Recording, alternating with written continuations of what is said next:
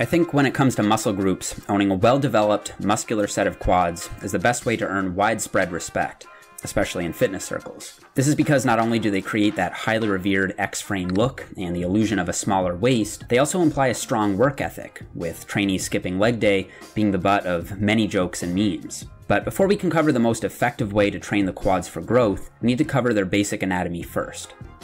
The quadriceps femoris muscle, or quads for short, is composed of 4 main muscles. Their names inform their anatomy, so most laterally, or outside, is the vastus lateralis. Most medially, or inside, is the vastus medialis, with the vastus intermedius sort of sitting in between the two. These 3 muscles originate on the femur and ultimately insert on the tibia via the patellar tendon, and they collectively function to extend the knee, or straighten the leg, like in a leg extension. Lying over top of these 3 is the beefy rectus femoris, which functions to extend the knee as well, but because it inserts higher up on the hip bone, it also performs hip flexion, making it a biarticular muscle, acting on 2 joints. Recent cadaveric studies have identified smaller 5th and 6th muscles in this group, but we won't focus on these. The 3 vastus muscles are a pretty even split of type 1 and type 2 fibers, indicating that a variety of high reps and low reps should be used. And multiple studies indicate that the rectus femoris is more type 2, or fast twitch dominant, meaning it may respond better to heavier loads.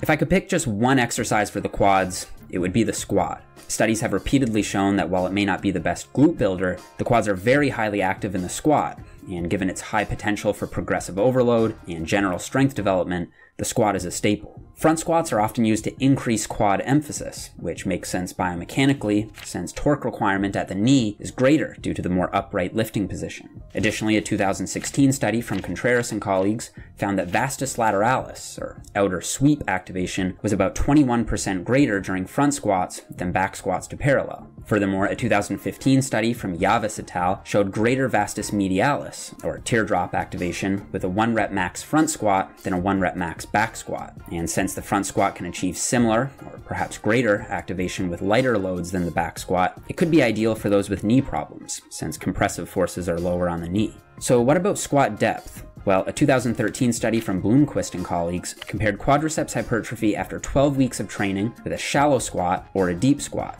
Using MRI, they found that muscle cross-sectional area was greater at every single site measured for the deep squat group, and the shallow squat group didn't see any increase in size at all for 4 of the 6 quad sites. The Contreras paper from earlier also hints toward quad activation increasing with increasing depth. Although it didn't reach statistical significance, both peak and mean quad activation was higher with the full squat than the parallel squat. But for all that, I think looking at the research as a whole, it seems that as long as you're going to at least parallel, you're hitting the majority of your quad building potential. And I see ass to grass squats as a suggested but not mandatory technique for growth. In short, good advice is to squat as deeply as you comfortably can with good form based on your mobility and experience level.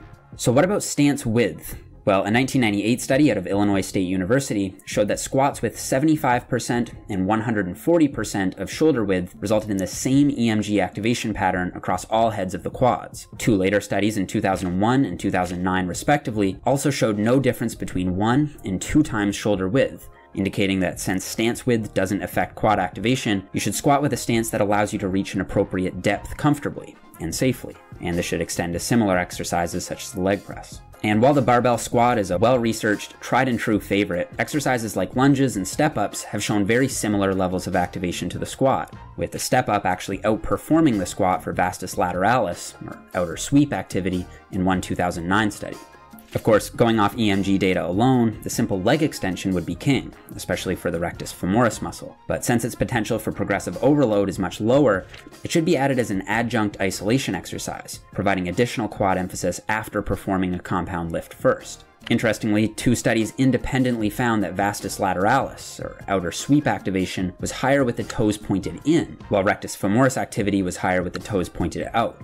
Taken together, it seems that vastus medialis, or teardrop activation, is similar with inward, neutral, and outward toe positions. So if your goal is to develop an outer sweep, pointing the toes in is smart, but in practice you should use whatever foot position allows you to feel the best mind-muscle connection. A common concern with leg extensions is risk of knee injury, And while it's true that both shearing force and ACL stress potential are high with this exercise, Dr. Brad Schoenfeld states that the aforementioned factors should not have a detrimental effect on someone with healthy knee joints, provided the exercise is performed properly. And he could even make a case that it might help to maximally strengthen these structures to a greater extent than other exercises. However, leg extensions would be contraindicated for those with existing knee problems, particularly when they involve the ACL. Strengthening the antagonistic hamstring muscles is also well advised for injury prevention when using this movement.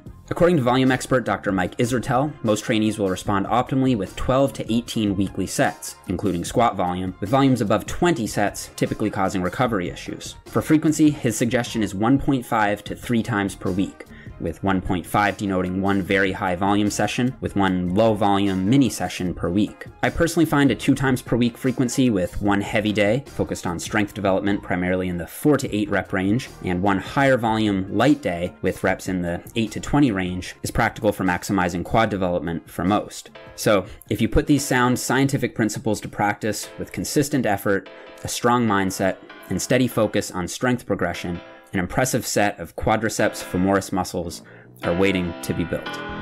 All right, what is going on, everyone? I just want to say thank you so much for watching the video. Before you guys click out just yet, I have 3 quick items I'd like to get to. First, I have to thank Squarespace for sponsoring this video. Squarespace has been sponsoring a lot of the Science Explained content on this channel, and I really appreciate that.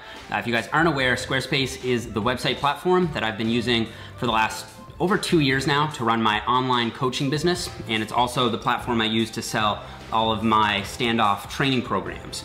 And over the weekend I actually ran a Black Friday and Cyber Monday sale on all my programs, and Squarespace is just so simple and easy to use that it only took me about 10 minutes to set the whole thing up. So if you guys are looking to set up your own website or run your own online store, Squarespace is the service that I recommend, and you can save 10% off your first purchase by going to squarespace.com/Nippard and using the offer code Nippard at checkout. They have amazing, beautiful designer custom templates, and they also have 24/7 customer support. So if you ever get stuck on anything, you can just contact them and they'll help you out right away. Number 2, I've been getting a lot of requests for a lower body specialization program, but I'm not releasing that one just yet. I do plan to release a full body program in January that'll include every body part. And also, I wanted to just allude to the fact that I know I made a big deal out of squats in this video, and some of you may notice that I don't actually do a lot of squatting myself. That's due to a previous injury, and I didn't want to give the impression that you need to squat in order to build big quads. There are certainly other exercises you can use. However, if you are going to use, say, a hack squat or a leg press to sort of fill in that gap, you also need to make sure that you're hitting the muscle groups that aren't being targeted quite as much with those exercises. So one thing that comes to mind is the spinal erectors and kind of the posterior chain in general. You get a lot of work for the posterior chain out of the squat, not quite so much out of the leg press. So you may want to add in, say, a lower back extension or a barbell hip thrust, or if you can deadlift, definitely include a deadlift. But I didn't want to give the impression that it was mandatory, because I think for hypertrophy, there really are no mandatory exercises. That's going to conclude this video, guys. If you liked it, please give me a thumbs up. If you happen to be new, don't forget to subscribe, and I will see you guys next time.